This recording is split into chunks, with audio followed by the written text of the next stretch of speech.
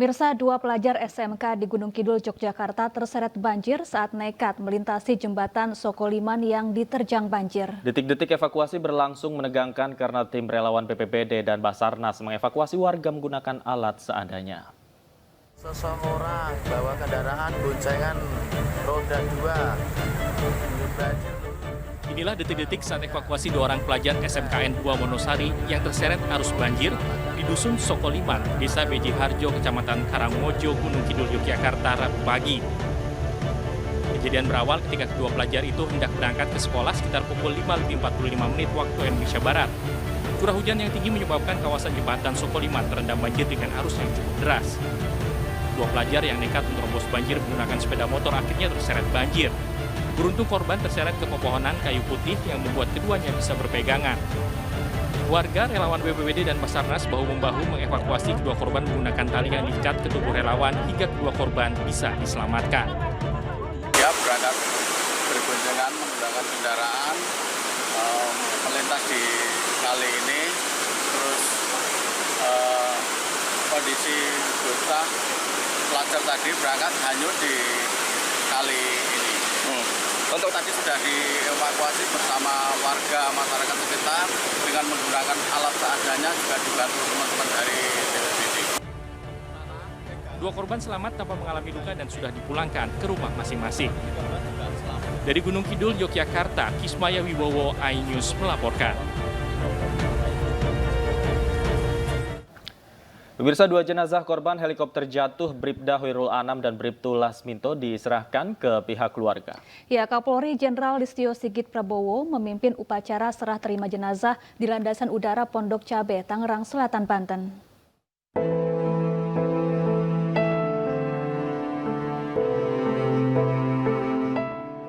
Dua jenazah korban helikopter milik Polri yang jatuh di perairan Bangka Belitung diserahkan ke pihak keluarga hari ini.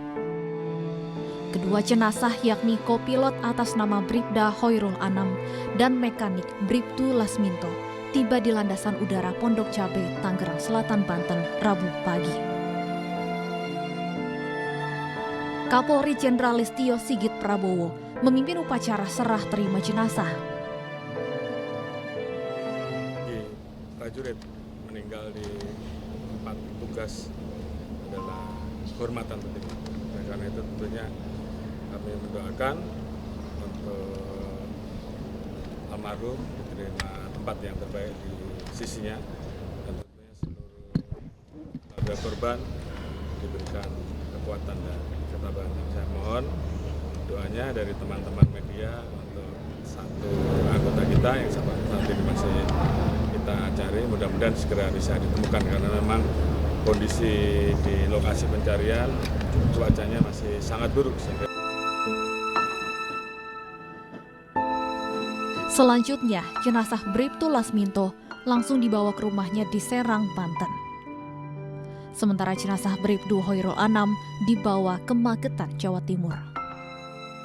Sementara itu, satu korban atas nama Aibda Joko Mudo ditemukan Selasa malam dalam kondisi meninggal dunia. Maka masih ada satu korban lagi yang belum ditemukan, yaitu AKP Arif Rahman. Tim Liputan iNews melaporkan. Tim SAR gabungan perluas area pencarian helikopter dan korban yang masih belum ditemukan. 11 kapal diterjunkan untuk membantu mempercepat proses pencarian.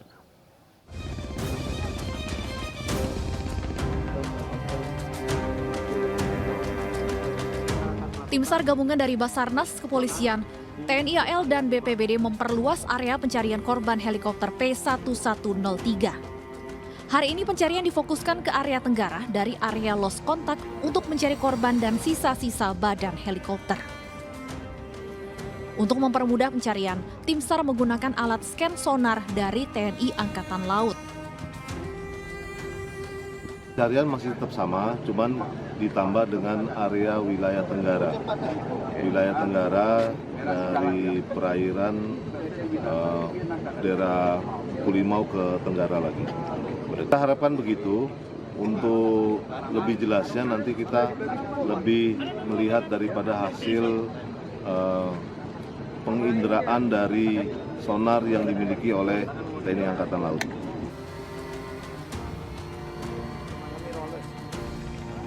Hingga kini total sudah ada 3 korban meninggal dunia yang telah ditemukan, yaitu Aibda Joko Mudo, Bribtu Lasminto, dan Bribda Hoirul Anam. Sementara 1 korban lainnya atas nama AKP Arif Rahman Saleh masih dalam pencarian. Pada pencarian di hari keempat ini, tim SAR gabungan menurunkan 11 kapal untuk menyisir area yang diduga menjadi titik badan helikopter berada. Dari Kabupaten Belitung Timur, Bangka Belitung, Suharli Ainus melaporkan. Beralih ke informasi lain, pemirsa, satu persatu bukti petunjuk untuk mengungkap kematian satu keluarga di Kalideres mulai terungkap. Salah satunya adalah polisi menemukan mantra dan kemenyan di dalam rumah.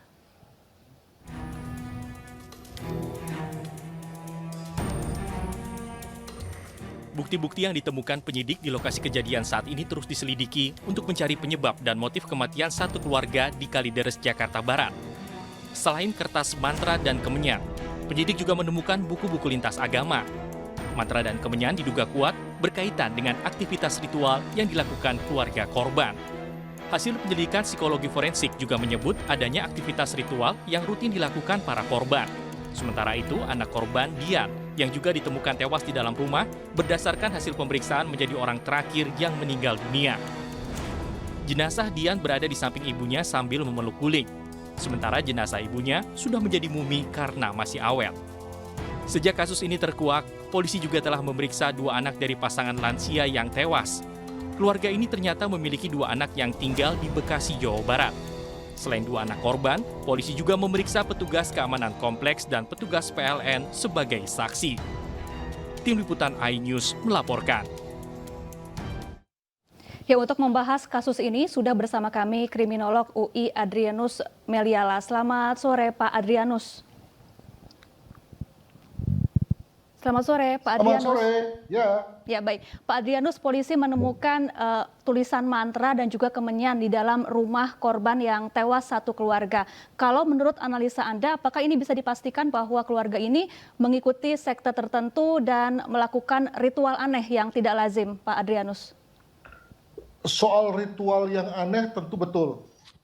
Namun masih tersedia 2 kemungkinan bagi saya.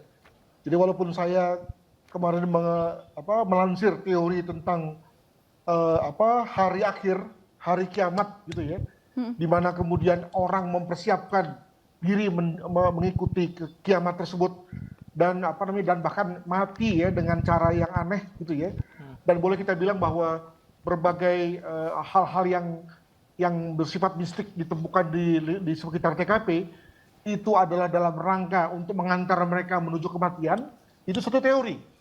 Tapi saya membuka kemungkinan teori yang kedua, yakni bahwa hal-hal yang bersifat mistik dan ritual itu juga kemungkinan berkaitan dengan upaya untuk hidup, upaya untuk mempertahankan hidup, upaya untuk tetap eksis di dunia.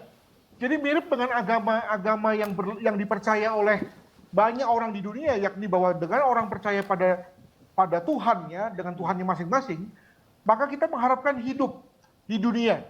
Ya, dalam kondisi blessed ya, diberkati atau terberkati, tentu dengan cara masing-masing ya. Maka dalam hal ini saya membuka kemungkinan 2 tadi, ritus itu dalam rangka untuk hidup ya, dalam rangka untuk bisa bertahan hidup, atau yang kedua adalah ritus dalam rangka untuk mati tadi. Nah, kemungkinan ini sama-sama kuatnya, mengingat kalau mengacu pada temuan dari APSI4 bahwa pada tubuh 2 jenazah yang baru saja yang meninggal belakangan, tubuh Dian dan tubuh Budianto kalau nggak salah namanya ya, itu sebetulnya ditemukan hal-hal yang mengindikasikan bahwa keduanya itu berusaha untuk hidup, berusaha untuk bertahan hidup, cuman entah kenapa kemudian lalu tidak berhasil dan akhirnya meninggal. Demikian. Oke, Pak Adrianus, banyak orang yang menganut sistem kepercayaan tertentu, kemudian percaya akan hal-hal tertentu. Apa menurut Anda faktor utama yang membuat sebuah keluarga ini bisa sampai terdorong melakukan hal seperti ini? Saya kira 3 hal. Yang pertama tentu dalam hal ini yang bersangkutan itu menjauhkan atau jauh dari agama-agama besar di Indonesia misalnya. Sebab agama-agama besar di Indonesia itu sebetulnya menyediakan ya jalan untuk itu, jalan untuk percaya mengenai bisa sejahtera di dunia dan juga bisa sejahtera dalam kehidupan setelah mati. Itu yang pertama. Yang kedua, nampaknya juga ada memang kepribadian terutama dari Budianto yang memang suka dengan cara-cara yang bersifat mistis itu, ya.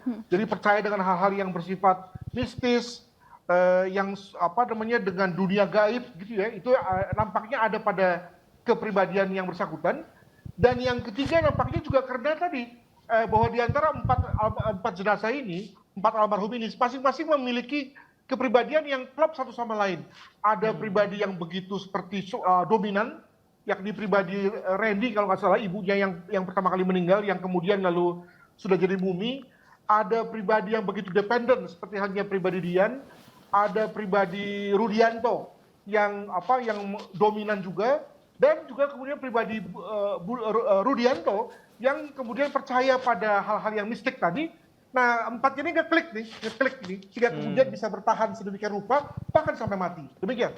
Ya, Pak Adrianus, apakah ada kemungkinan keluarga di Kalideres ini mengikuti suatu perkumpulan? Artinya ada keluarga lain yang juga meyakini kepercayaan tertentu sehingga dikhawatirkan bisa melakukan hal yang sama.